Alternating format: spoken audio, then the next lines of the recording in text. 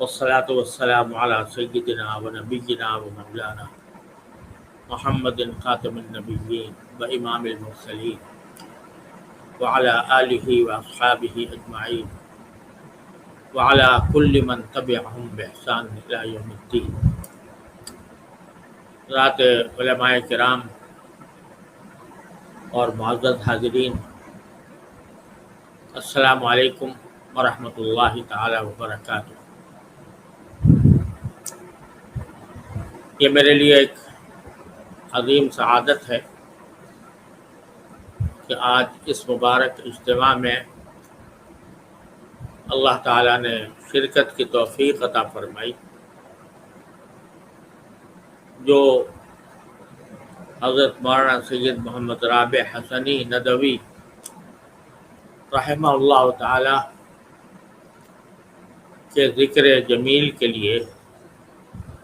منعقد ہوا ہے. حقیقت یہ ہے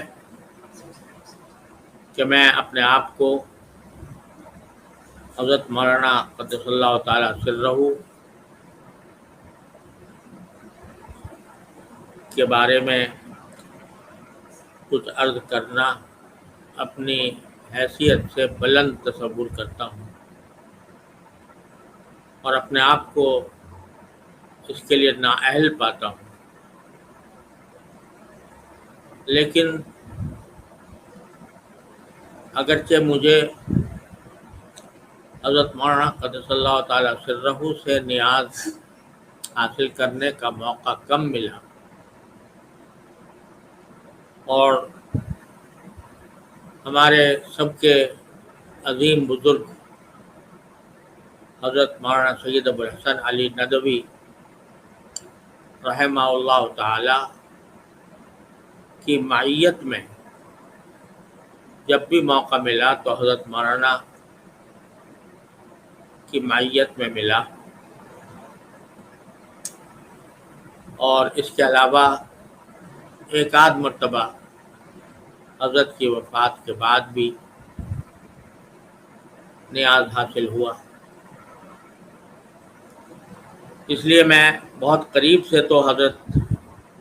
سے استفادہ نہیں کر سکا،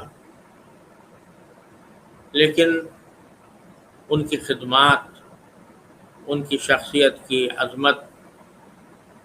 اور ان کا فیض میرے لیے ایسی چیز ہے کہ جس کے بارے میں کوئی ادنا شک نہیں ہو سکتا کہ وہ اس دور میں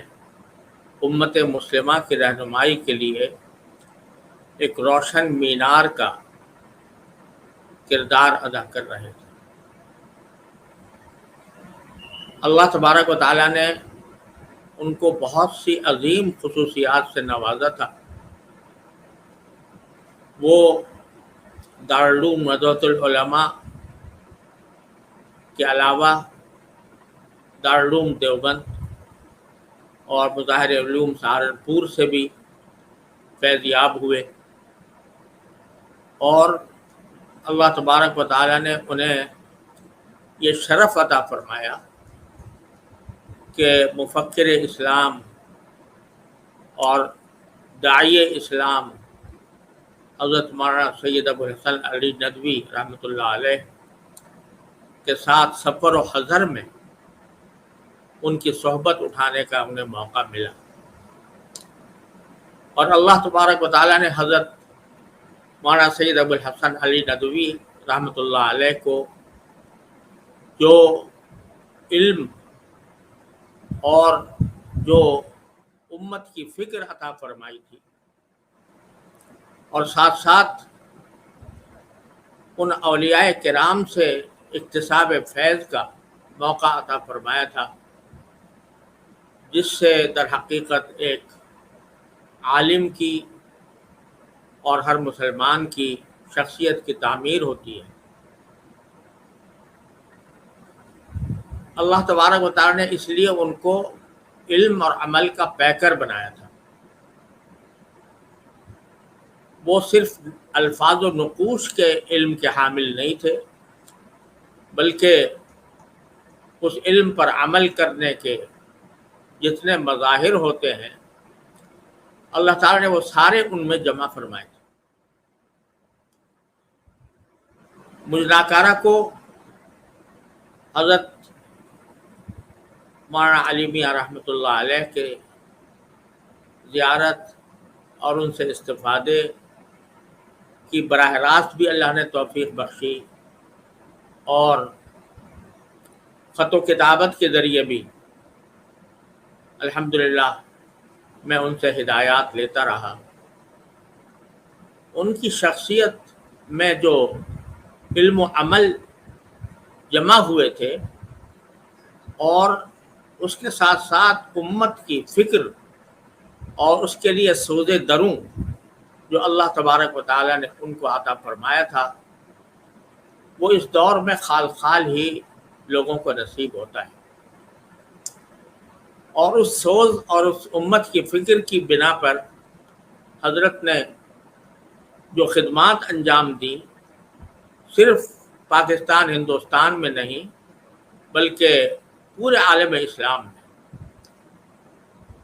عرب دنیا کے اندر جو فتنے اٹھ رہے تھے ان فتنوں کے مقابلے کے لیے انتہائی درد مندی کے ساتھ، انتہائی دل سوزی اور اخلاص کے ساتھ انہوں نے جو پیغامات دیے، انہوں نے بہت سی زندگیوں کو بدلا۔ اور ان کی شخصیت کو اگر ایک لفظ میں یہ کہا جائے کہ ایک ایسے عالم جو سوز مجسم تھے، تو اس میں مبالغہ نہیں ہوگا۔ حضرت مولانا سید محمد رابع حسنی قدس اللہ تعالی سرہ، ان کو اپنے ان استاد سے جو تعلق قائم ہوا اور جس طرح انہوں نے ان کی صحبت اٹھائی، سفر و حضر میں ان کی رفاقت کی سعادت ان کو نصیب ہوئی، اس کے نتیجے میں وہ حضرت علی میاں قدس اللہ تعالی سرہ کے عکس جمیل بن کر اس دنیا کے سامنے پیش ہوئے، اور جو مشن اور جو کام حضرت مولانا علی میاں قدس اللہ تعالی سرہ انجام دے رہے تھے، دیتے رہے اور دے رہے تھے، اس کام کو حضرت مولانا سید محمد رابع قدس اللہ تعالی سرہ نے انہی کے بنائے ہوئے طریقے کے مطابق اور انہی صفات کے ساتھ نہ صرف یہ کہ قائم رکھا بلکہ اس کو اور آگے بڑھایا، اور ساری دنیا تک پیغام پہنچانے میں کوئی دقیقہ فروگزاشت نہیں کی۔ ان کی تصانیف، ان کی دارالعلوم ندوۃ العلماء میں خدمات، اور وہ تصانیف جو عربی میں بھی ہیں، اردو میں بھی ہیں، اللہ تبارک و تعالیٰ نے عربی ادب کا ملکہ حضرت مولانا علی میاں قدس اللہ تعالی سرہ کی طرح ان کو بھی عطا فرمایا تھا، اور عربی ادب سے صحیح کام لینے کا اور اس کو صحیح طور پر استعمال کرنے کا جو سلیقہ حضرت مفکر اسلام قدس اللہ تعالی سرہ کا تھا، اللہ تعالیٰ نے اسی کو حضرت مولانا سید محمد رابع حسنی قدس اللہ تعالی سرہ نے بھی اسی طرح یہ واضح کر دیا کہ ادب عربی صرف ایک ذہنی عیاشی کے لیے نہیں ہے، وہ صرف اس کام کے لیے نہیں ہے کہ آدمی اچھی نثر لکھے اور اچھی نظم لکھے، بلکہ اس لیے ہے تاکہ اس کے ذریعے وہ پیغام دنیا تک پھیلائے اور پہنچائے جو اللہ تعالیٰ نے قرآن کریم اور نبی کریم سرور دو عالم صلی اللہ علیہ وسلم کے ذریعے دنیا کو بھیجا اور اس کے عملی تصویر بن کر دکھائے۔ میں یہ سمجھتا ہوں جتنی مرتبہ بھی حضرت مولانا سید محمد رابع حسنی قدس اللہ تعالی سرہ کی زیارت نصیب ہوئی تو ایسا لگا جیسے انسانی روپ میں ایک فرشتہ ہمارے سامنے، اور اللہ تبارک و تعالیٰ نے ان کو ان اخلاق فاضلہ اور ان صفات عالیہ کا ایک اہم پیکر بنایا تھا جو ایک اچھے مسلمان کے لیے، اچھے عالم کے لیے، اچھے داعی کے لیے ضروری ہوتی ہے۔ خود مجھے بھی حضرت مولانا سے، خاص طور پر حضرت مولانا علی میاں رحمۃ اللہ علیہ کی وفات کے بعد الحمدللہ ٹیلی فون کے ذریعے اور خطوط کے ذریعے مجھے ان سے استفادے کا شرف حاصل ہوا، اگرچہ کم ہوا، لیکن میں ان کو اپنا بڑا، اپنا بزرگ، اپنا مقتدی سمجھتا ہوں، اور الحمدللہ میں نے اپنے اہم معاملات میں ان سے مشورے بھی لیے، اور حضرت نے خود یہ کرم فرمایا کہ مختلف مواقع پر رابطہ قائم فرما کر اپنے ہدایات اور ارشادات سے مجھے نوازا۔ حقیقت یہ ہے کہ ان کی وفات وہ کسی ایک فرد کا یا کسی ایک خاندان کا صدمہ نہیں ہے، یہ پورے عالم اسلام کا ایک بہت بڑا نقصان ہے، اور ما کان قیس خلقہ خلق واحد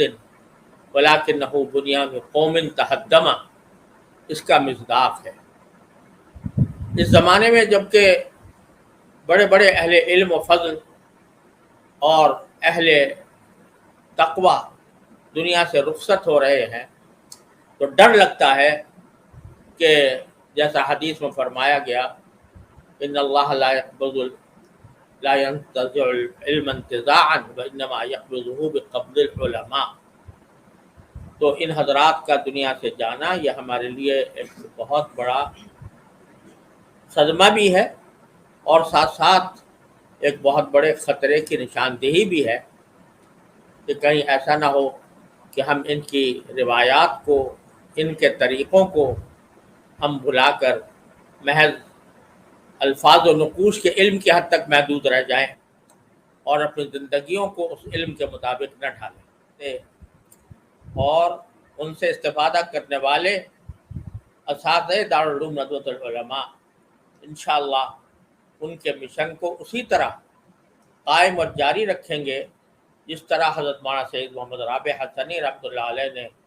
اپنے شیخ حضرت مولانا سید ابوالحسن علی ندوی رحمۃ اللہ علیہ سے کے فیض کو جاری رکھا۔ میں دل سے دعا گو ہوں کہ اللہ تبارک و تعالیٰ اپنے فضل و کرم سے ان کے درجات میں فہم ترقی عطا فرمائے، اور مقامات قرب میں ان کو خصوصی جگہ عطا فرمائے، ان کی خدمات کو اپنی بارگاہ میں شرف قبول بخشے، اور ان کے فیوض کو ہمیں استفادے کے لیے،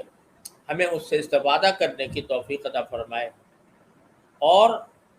جو حضرات ان کے بعد آئے ہیں اللہ تبارک و تعالیٰ ان پر ان کے فیوض جاری رکھے۔ اللہ تعالیٰ کی یہ سنت ہے کہ سورج ڈوبتا ہے تو چاند آ جاتا ہے، ستارے آ جاتے ہیں، پھر وہ ستارے اور چاند ہی پھر بعد میں جا کر سورج بن جاتے ہیں، یعنی سورج کی روشنی پھر دوبارہ آ جاتی ہے۔ لہذا اس قسم کے صدمات ساری دنیا میں پیش آئے ہیں، اور اہل علم کی برادری میں خاص طور پر بہت پیش آئے ہیں، لیکن یہ اللہ تبارک و تعالیٰ کا انمٹ قانون ہے کہ اذا جاء اجلهم فلا يستأخرون ساعة ولا يستقدمون، اس میں کسی کو کوئی دخل نہیں ہو سکتا۔ اگر کسی شخص کی قربانی کسی کی موت اور وفات کو مؤخر کر سکتی تو صحابہ کرام رضی اللہ تعالی عنہم نبی کریم صلی اللہ علیہ وسلم کے ایک ایک سانس کے بدلے اپنے ہزاروں جانیں قربان کر دی، لیکن جو اللہ کا فیصلہ تھا اس کے آگے سب نے سر جھکایا، اور صدمے کے باوجود پھر ان کے مشن کو آگے بڑھانے کی کوشش کی۔ میں یہی توقع رکھتا ہوں کہ انشاءاللہ حضرت کی تعلیم و تربیت سے ضرور ایسے افراد تیار ہوئے ہوں گے جو آئندہ ان کے مشن کو، ان کے فیض کو نہ صرف جاری رکھیں بلکہ اس کو مزید ترقیات دیں۔ اللہ تبارک و تعالیٰ اپنے فضل و کرم سے اس امید کو ہماری پوری فرمائے، اور مجھے اللہ تعالیٰ کی رحمت سے امید ہے کہ انشاءاللہ یہ فیض جاری اور ساری رہے گا۔ بعض بزرگوں سے یہ سنا ہے، جس کو غلط مفہوم بھی پہنایا جا سکتا ہے، کہ بزرگوں کا فیض ان کی وفات کے بعد کچھ بڑھ بھی جاتا ہے۔ لوگ اس کو پتہ نہیں کیا کس شرک سے تعبیر کریں، لیکن حقیقت یہ ہے کہ موتی حقیقی تو اللہ جل جلالہ ہیں۔ کوئی شیخ، کوئی استاد کسی کو کچھ نہیں دے سکتا۔ جو کچھ دیتے ہیں اللہ تبارک و تعالیٰ عطا فرماتے ہیں۔ موتی حقیقی وہ ہیں، لیکن وہ اپنے عطا کے لیے کسی کو واسطہ بنا دیتے ہیں۔ ہمارے حضرت فرمایا کرتے تھے کہ کسی کو واسطہ بنا دیتے ہیں، چاہے وہ شجرہ دور ہی کیوں نہ ہو، اس کے ذریعے عطا فرماتے ہیں۔ تو جب عطا کرنے والے وہ ہیں اور ایک واسطہ انہوں نے ہٹا دیا، تو پھر انشاءاللہ امید ہے اگر متلقی میں اخلاص ہو تو اللہ تبارک و تعالیٰ براہ راست اپنے فیوض کسی اور واسطے سے، اسی واسطے کے ذریعے، یعنی اس کے ساتھ محبت اور تعلق کی بنا پر، اللہ تعالیٰ اس کو بھی جاری، ان کے فیض کو بھی جاری رکھیں گے،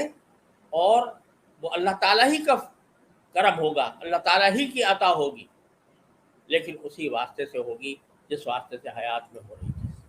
اللہ تبارک و تعالیٰ ہمیں ان کے فیوض سے ہمیشہ مستفید ہونے کی توفیق عطا فرمائے۔ وآخر دعوانا الحمدللہ رب العالمین۔ اس وقت ہمارے ہاں نماز عشاء شروع ہو رہی ہے، اس لیے میں اس وقت آپ حضرات سے اجازت چاہتا ہوں، اور ایسے مجھے چہرے نظر آ رہے ہیں جن کی بات سننے کے لیے میں خود مشتاق ہوں اور رہتا ہوں، لیکن نماز بالکل تیار ہے، اس لیے اس سے محروم رہوں گا۔ اللہ تبارک و تعالیٰ اس اجتماع کو اور اس گلدستہ حسین کو ایک ایسا ذریعہ بنائے کہ جس سے حضرت مولانا کے فیوض ہمیشہ کے لیے جاری رہے۔ اللہ تعالیٰ ہماری اس دعا کو قبول فرمائے۔ وآخر دعوانا ان الحمدللہ رب العالمین۔ بھائی مہدی صاحب، ہم سب کی طرف سے حضرت سے دعا کی درخواست کریں۔ دل سے دعا ہوں جی حضرت، بس سب کے لیے الحمدللہ دل سے دعا کرتا ہوں، اور خاص طور سے حضرت وہاں تمام حضرات کے لیے اللہ تعالیٰ دعا کی توفیق عطا فرما دیتے ہیں، اور انشاءاللہ امید ہے کہ آئندہ بھی یہ سلسلہ جاری رہے۔ میں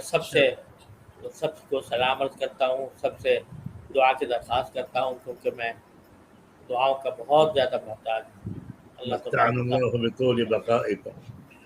تعالیٰ جزاکم اللہ خیر، احسن الجزا۔ ہم انتہائی شکر گزار ہیں، الفاظ ہمارے پاس نہیں ہیں۔ میں تو صدر محترم سے گزارش کی تھی کہ حضرت کے شاعن شان دو چار جملے ضرور کہیں، لیکن حضرت کے یہاں نماز کا وقت ہے، بہرحال پھر بھی ہمارے جو دلی جذبات ان کو آپ الفاظ کا جامہ پہنا دیں۔ میں نے تو عرض کر دیا، میں تو یہی کافی سمجھتا ہوں کہ حضرت سے کی زیارت نصیب ہو گئی، اور ان کے کلمات عالیہ سے ہمیں استفادے کا موقع مل گیا۔ اللہ بہت لمبی مدت تک